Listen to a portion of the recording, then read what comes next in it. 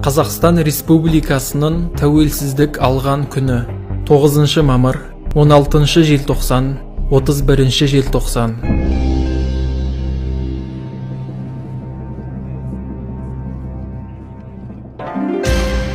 Көтеріліс желтоқсан айының қай күндері болды? 14-і, 15-і, 16-сы, 17-сі мен 19-ы аралығы.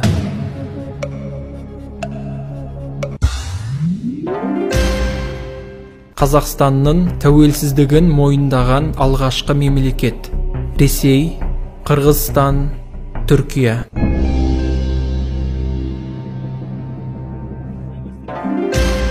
Қай адамның бірінші хатшылыққа тағайындалуы көтеріліске түрткі болды?